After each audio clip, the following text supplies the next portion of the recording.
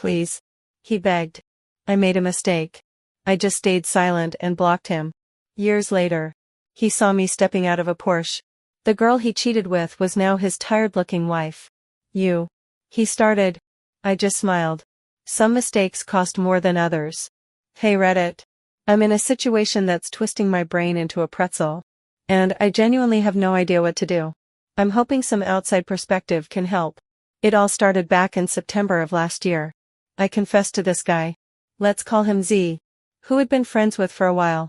My heart was pounding out of my chest. But I did it. And the craziest thing happened. He said he liked me too. You have to understand. This was a huge deal for me. I'm talking first time for everything. First time holding hands with a guy I liked. First kiss. First time even trying to build something that felt like a real romantic relationship. I was completely new to all of it. Because of that, I knew I had to be upfront. I knew his history. He was a good guy. But he had a reputation for casual stuff. FWBs. The whole deal. So, I looked him straight in the eye and laid down the law. If you want to pursue me, I said, you have to clear your roster. Completely. I don't do casual. I needed to know I was the only one. He didn't even hesitate. He agreed. Said he understood. And that he wanted to be serious with me. And for a few months, it was perfect. It felt like he was keeping his word. We'd study together. He'd walk me to my car. Would have those late night talks where you feel like you're the only two people in the world. He held my hand for the first time walking out of a movie theater. And I swear my feet didn't touch the ground the whole way home. My brain kept thinking. This is real. He's actually doing it. He chose me. I was starting to fall for him. Hard. Then came the last week of 2024. It started small. Some girl I didn't know followed me on Instagram. I saw we had Z as a mutual friend. My first thought was just, weird. Maybe she's just being nosy and hit the follow button by accident. I ignored it.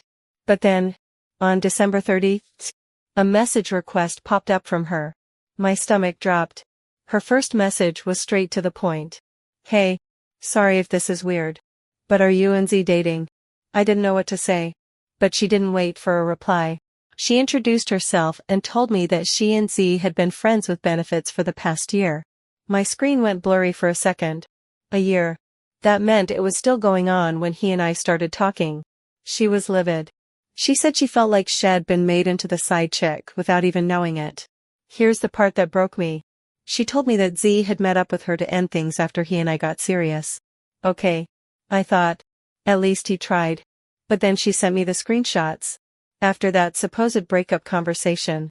He was still sending her explicit photos and videos. He was still engaging. My brain tried to make sense of it. He'd leave my place after a date where he kissed me goodnight. And then go home and send that to her? My reaction was immediate and absolute. I didn't scream. I didn't text him a long paragraph calling him every name in the book. I just went cold. My thought process was simple. There is nothing he can say. I had the proof. Any explanation would just be a lie to cover up another lie. So, with my hands shaking, I opened up Instagram. Found his profile. And my thumb hovered over the block button. I pressed it. Then I did it on Snapchat. Then I blocked his number. I methodically erased every possible way he could reach me. It was an act of self-preservation. Coming from a broken home. I have a zero-tolerance policy for cheaters. And in my mind, that's exactly what he was. The problem is, we're classmates. We share a block of classes. So I couldn't actually escape him. And I had to watch him fall apart. He looked awful. He stopped eating. I know, because we used to grab lunch in the same group. He was losing weight. And the hoodies he used to fill out just seemed to hang off him. In class, he was just a ghost. He'd stare at his desk, looking completely out of it. He tried to catch me after class a few times, begging me just to talk to him. But I'd just shake my head and walk away faster. My own heart pounding with a mixture of anger and guilt. He realized he couldn't get through to me. So he started talking to my friends. He wasn't trying to get them on his side. Just asking them to pass messages along. To tell me how sorry he was. That he would do anything to explain. It put them in a horrible position. And honestly, seeing him every day, looking so broken, was starting to wear me down. I told myself that maybe hearing him out was the only way I could get my own closure and move on. So, Finally, I agreed to talk. We met at a quiet spot on campus. He looked terrible up close. He just started talking. And it all came pouring out. He apologized over and over. Crucially, he took full accountability. He never once blamed the girl. Never said it just happened. Or tried to downplay it. He just kept saying, I messed up. I fell back into an old pattern.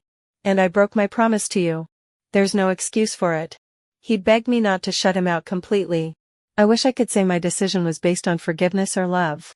But if I'm being 100% honest with you guys, when I decided to take him back in February, to let him start courting me again, it was for a selfish reason.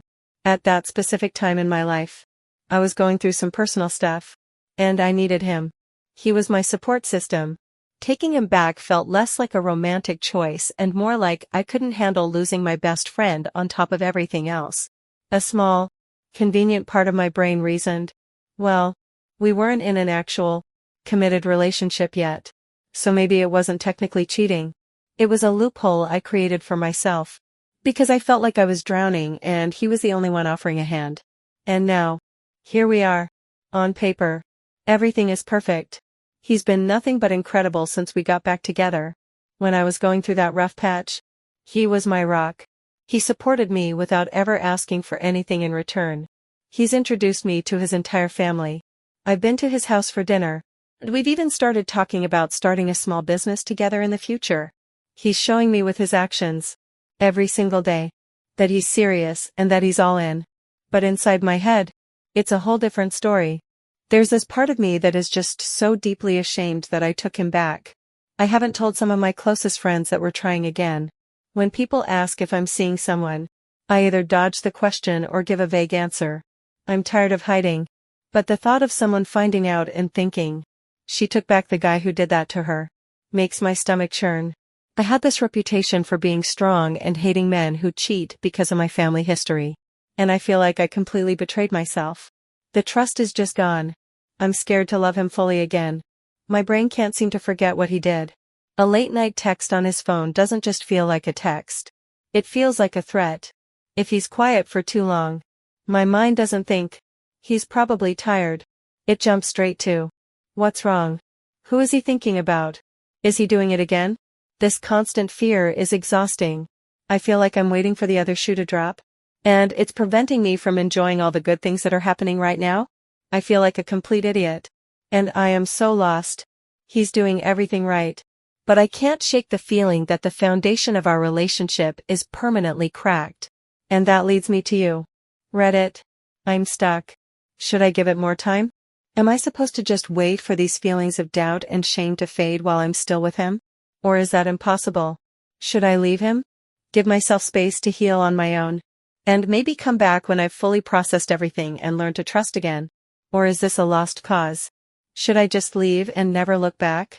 Because the damage is already done. And the biggest question that keeps nagging at me, since we weren't technically in a committed relationship, was it really cheating? Or am I blowing this completely out of proportion? Feel free to ask me any question about the context. I am just really lost, and any advice will help. Tia.